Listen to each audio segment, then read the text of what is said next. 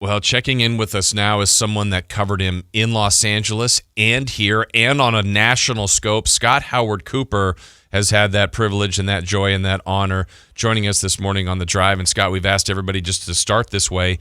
When we say Kobe Bryant, what does he mean to you? Ferocious.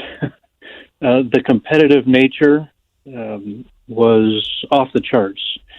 And as much as he was obviously very physically gifted, but the greatness of Kobe Bryant was because of his work ethic and his intelligence. He took that physical ability and pushed it to an entirely different level because he was so determined, he was so focused. He was single-minded in becoming great.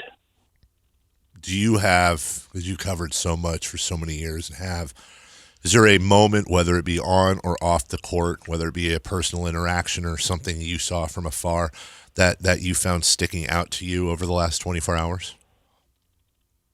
Boy, not one.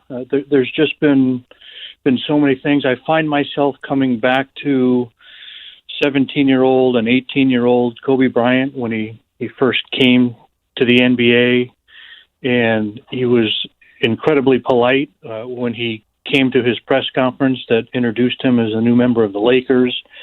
He didn't talk about the general manager as Jerry or the logo. It was Mr. West. Yeah. And it was that way for a lot of people. And at the same time, he was absolutely sure he was going to turn out to be this Kobe Bryant. I'm thinking back to the stories of, as I said, his teenage years and maybe even before. He would practice signing his autograph when he was, I think, in elementary school, and he would give it to students and tell them that they better hold on to this because it's going to be worth a lot someday. He lived in Pacific Palisades when he first came to L.A. and would show up at Palisades High School so much that one of the coaches there finally just gave him a key and said, just let yourself in. Don't Right. don't keep bothering me. The competitive nature.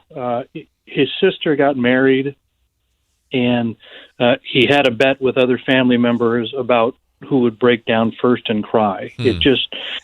He was emotional that way, so he knew that he was a possibility, but he was a competition junkie. And if it was betting on tears at his sister's wedding with other family members, then he was going to do it. It's just all these things. He always would say he was not going to get married until after he retired because he didn't have room for sentimentality. He didn't have room for anything, those outside activities like a life partner in his life until he retired. And that obviously turned out not to be the case.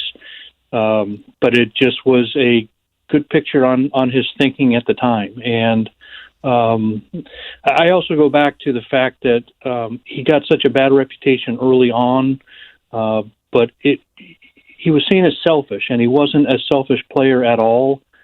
He just believed in himself so much that he was certain he could do anything that he said. And no matter how many air balls that came in Salt Lake City in a playoff game, or no matter how angry he got, how bad the relationship got with his teammates when he was younger, and they tried to reach out to him and he would not return that embrace.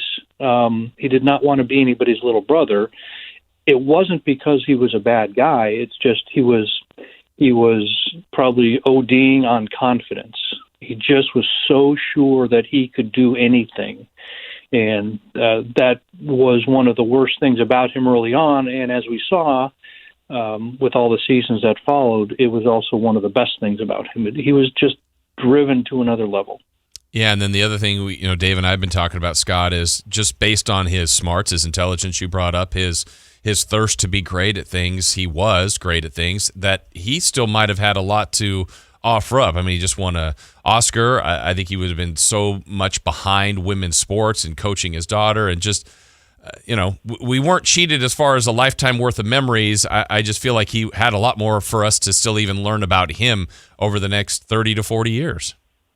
I think that's a great point, and take it a step further, and I think that it was a voyage for him So he had a lot to learn about himself. I think that it was not a surprise that he had such a successful start on his post-playing life in terms of what he put his mind to professionally, because that's just the kind of guy he was. It was the same thing, the same approach he took to basketball was that he planned it out and said, this is how it's going to be. And there were days that he could will it to happen. And then there were days that his talent took over. And you're right. It was the same way that we saw early on in his life after basketball. I think that he did have a lot to contribute beyond people who like basketball or like the Lakers, and whether it was with music, the arts.